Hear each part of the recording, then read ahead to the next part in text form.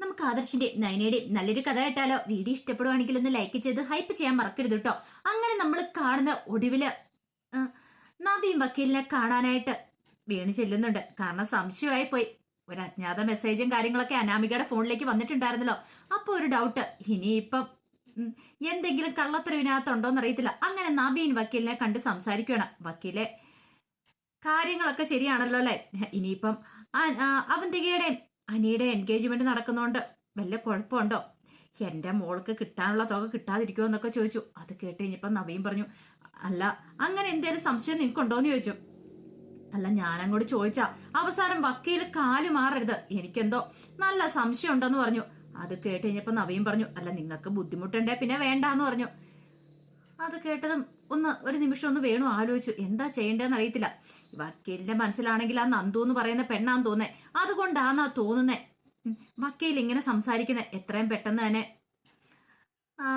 ഡിവോഴ്സിന് വേണ്ടിയിട്ടുള്ള കാര്യങ്ങളൊക്കെ നടത്താനും, അത് മാത്രമല്ല അവരുടെ എൻഗേജ്മെന്റിൽ ഇടയ്ക്കിലേക്ക് പോയി കയറില്ലെന്ന്, എങ്ങാനും പണി പാളുവോന്നൊരു ചിന്ത മനസ്സിലുണ്ടാവുന്നുണ്ട്. പിന്നീട് നവീൻ ആശ്വസിപ്പിച്ചൊക്കെ വിടുന്നുണ്ട്. പക്ഷെ വേണുവിന് അത് അത്രയും കൂടെ വിശ്വാസം വന്നില്ല. ഈ സമയത്ത് നവീന്റെ മനസ്സിൽ ഒരേ ഒരു ചിന്ത മാത്രമേ ഉണ്ടായിരുന്നുള്ളൂ. അനിയും നന്ദുവും കൂടെ, അവർ രണ്ടുപേരും കൂടെ ഒന്നായി കഴിഞ്ഞിട്ടുണ്ടെങ്കിൽ പിന്നെ തനിക്ക് നന്ദുവിനെ കിട്ടത്തില്ല. ആ ഒരു ചിന്ത നവീനെ ഭ്രാന്തനാക്കുന്നുണ്ട്. എന്ത് ചെയ്യണ്ടേന്ന് പോലും അറിയത്തില്ലാത്തൊരവസ്ഥയായിരുന്നു. തന്റെ കണ്ണുകളെ വിശ്വസിക്കാൻ പറ്റാത്ത കാഴ്ചയാണ് കണ്ടത്. രണ്ടുപേരും കൂടെ ചേർന്നിരിക്കുന്ന ആ ഒരു ചിത്രം, അത് നവീന്റെ മനസ്സിൽ നിന്നും മായുന്നുണ്ടായിരുന്നില്ല. ഇത്രയും കാലം വഞ്ചിക്കുമായിരുന്നല്ലോ. ഒരു പക്ഷേ അവന്തികയുടെയും അനിയുടെയും കൂടെ വിവാഹം കഴിയുവാണെങ്കിൽ നന്ദു ഫ്രീ ആകും. ഒരു കാരണവശാലും നന്ദുവിനെ വിട്ടുകളയാനായിട്ട് നവീൻ ഒരുക്കുമായിരുന്നില്ല. ആ സമയം നവീൻ വന്നിട്ട് കാര്യങ്ങളൊക്കെ പറയുന്നുണ്ട്. അവന്തിക അനാമിയോട് പറയുന്നുണ്ട്. ആ വക്കീല് പറയണ കുഴപ്പമൊന്നും ഇല്ലാന്നാ മോളെ പറഞ്ഞെന്ന് പറഞ്ഞു.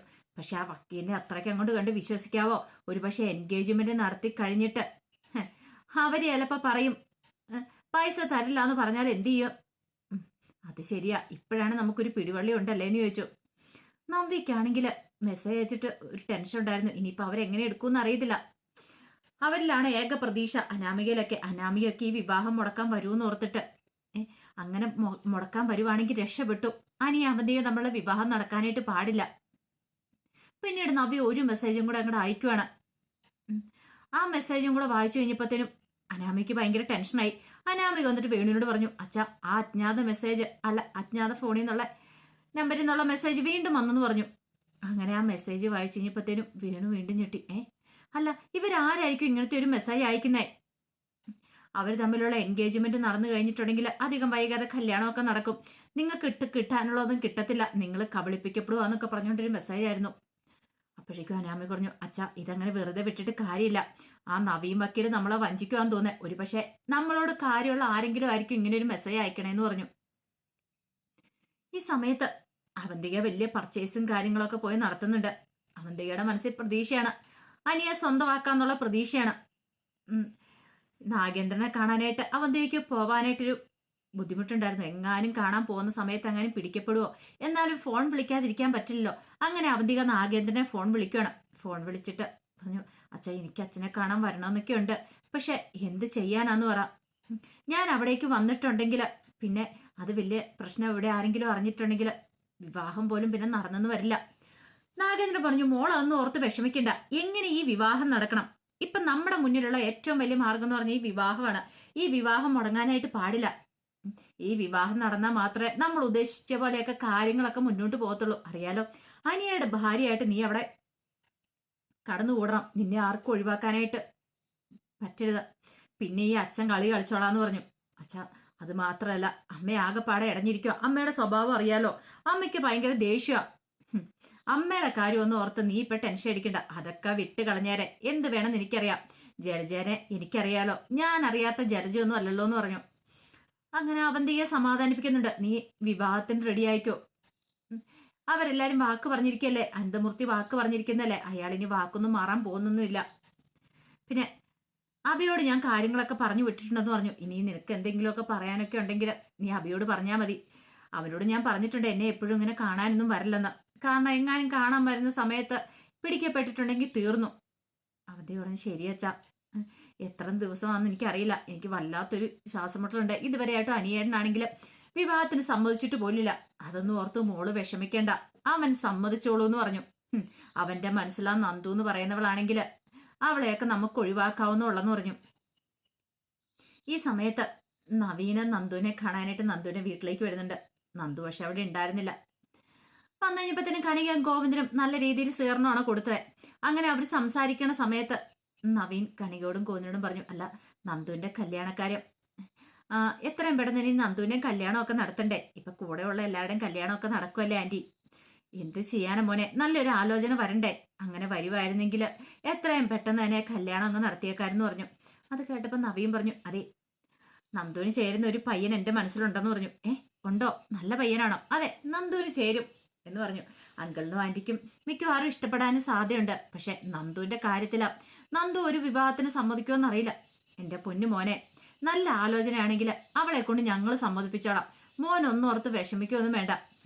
ആരാ നല്ല പയ്യനാണെങ്കിൽ മോൻ പറഞ്ഞാൽ മതി, നമുക്ക് ആലോചിക്കാന്ന് പറഞ്ഞു. അത് കേട്ടപ്പോൾ നവീൻ പറഞ്ഞു, അങ്ങനെയാണെങ്കിൽ ഞാനൊന്ന് ആലോചിക്കട്ടെ എന്ന് പറഞ്ഞു. കാരണം നവീൻ ഈ കാര്യങ്ങൾ ഒന്നുകൂടെ ഒന്ന് വീട്ടിൽ സംസാരിക്കണം, എന്നിട്ട് വേണം അവതരിപ്പിക്കാനായിട്ട്. നന്ദു പോകാൻ പാടില്ല, നന്ദുവിനെ കൈവിട്ട് പോകാൻ പാടില്ല എന്നൊക്കെ ഒരു ചിന്തയാണ് നവീന്റെ മനസ്സിൽ. അങ്ങനെ കുറെ സമയം അവിടെ സംസാരിച്ചതിന് ശേഷമാണ് നവീന് പോവാനായിട്ട് ഇറങ്ങണേ. അപ്പോഴേക്കും നന്ദു വന്നു. നന്ദു വന്നു കഴിഞ്ഞപ്പോഴത്തേനും കനകയും ഗോവിന്ദനും പറഞ്ഞു, ഇതേ നിന്നെ കാത്ത് എത്ര സമയം എന്നറിയോ നവീൻ വന്നിരിക്കുന്നേ, ഞങ്ങൾ കുറെ സമയം സംസാരിക്കണം എന്നൊക്കെ പറഞ്ഞു. ആ നവീനേട്ടനോ വാ എന്നൊക്കെ പറഞ്ഞുകൊണ്ട് നന്ദു സംസാരിക്കുന്നുണ്ട്. പക്ഷെ നന്ദുവിന്റെ മുഖത്ത് പോയി കഴിഞ്ഞപ്പോഴത്തേനും നവീന് വല്ലാത്തൊരു ബുദ്ധിമുട്ട് തോന്നി. ഇവിടെ തന്നെ ചതിക്കുവാണല്ലോ എന്നൊരു ചിന്ത. ഈ സമയത്ത് കനക പറഞ്ഞു, ദേ നിനക്ക് നല്ലൊരു ആലോചന ആയിട്ടാ വന്നിരിക്കണെന്ന് പറഞ്ഞു. ആലോചനയോ? അതെ, നല്ലൊരു ചെറുപ്പക്കാരനാന്നാ പറഞ്ഞ്. ആരാ നവീനേട്ടാ? അതൊക്കെ ഉണ്ട്. നന്ദു കല്യാണത്തിന് സമ്മതിച്ചാൽ മതി എന്ന് പറഞ്ഞു. നന്ദുവിനിപ്പോ വിവാഹം വേണോ വേണ്ടെന്നോ അറിയത്തില്ലോ. അതെ നവീനേട്ടാ, എന്താണെങ്കിലും ഞാനിപ്പോ കല്യാണം കഴിക്കാൻ തീരുമാനിച്ചിട്ടില്ല. ആ സമയം ഗോവിന്ദൻ പറഞ്ഞു, ഇനിയിപ്പൊ ഇത് നീട്ടിക്കൊണ്ട് പോകാനൊന്നും പറ്റൊന്നുമില്ല, എത്രയും പെട്ടെന്ന് തന്നെ നിന്റെ വിവാഹം നടത്തണം. കനക പറഞ്ഞു, നന്ദു ഇനിയിപ്പോൾ ഒരു മാറ്റം ഉണ്ടാകത്തില്ല, ഞങ്ങൾ പറയുന്ന കൂടെ അനുസരിച്ചാൽ മതി എന്നൊക്കെ പറഞ്ഞു. നവീന് മനസ്സിലായി നന്ദുവിന് സമ്മതിക്കാതിരിക്കാൻ പറ്റില്ല. അവരൊരു വിവാഹം കൊടുത്തിട്ടുണ്ടെങ്കിൽ ഇനി വീട്ടിൽ പറഞ്ഞിട്ട് വീട്ടുകാരെയും കൂട്ടിക്കൊണ്ട് എത്രയും പെട്ടെന്ന് തന്നെ ഇങ്ങോട്ടേക്ക് വരണം. അങ്കിളിനും ആന്റിക്കും സമ്മതമായിരിക്കും. താനാന്ന് അറിഞ്ഞു കഴിഞ്ഞിട്ടുണ്ടെങ്കിൽ അവർക്കൊരു എതിർപ്പും കാണത്തുമില്ല. നല്ലൊരു ആലോചന വന്നാൽ നടത്താൻ പാകത്തിലാണ് അവരിയ്ക്കുന്നത്. പിന്നീട് നവീൻ കുറച്ച് സമയം കൂടെ നന്ദുവിനോട് സംസാരിച്ചിട്ടാണ് പോകുന്നത്. നന്ദു ആകെപ്പാടെ അസ്വസ്ഥതയായി. കാരണം വീട്ടിലാണെങ്കിൽ കല്യാണത്തിന് നിർബന്ധിച്ചുകൊണ്ടിരിക്കുന്നു, അനിയാണെങ്കിലോ അവിടെ അങ്ങനെ പെട്ടിരിക്കുന്നു. എന്ത് ചെയ്യണം എന്നറിയില്ല. എത്രയും പെട്ടെന്ന് തന്നെ അനിയെ അവന്തികയും തമ്മിലുള്ള വിവാഹം അത് മുടങ്ങിയാൽ മതിയായിരുന്നു. അത് മുടങ്ങിയില്ലെങ്കിൽ പണിയാണ്. അനിക്കാണെങ്കിൽ ടെൻഷനാണ്. ഇനിയിപ്പോൾ വിവാഹം മുടങ്ങാതെ വന്നിട്ടുണ്ടെങ്കിൽ അവൻ ചിലപ്പോൾ തന്നെ വിളിച്ചെന്നിരിക്കും. ഇറങ്ങി ചെല്ലാനും പറഞ്ഞ് വിളിച്ചാൽ എന്ത് ചെയ്യണമെന്നറിയില്ല. വീട്ടുകാരെ ഉപേക്ഷിച്ചിട്ട് പോകാനും പറ്റില്ല.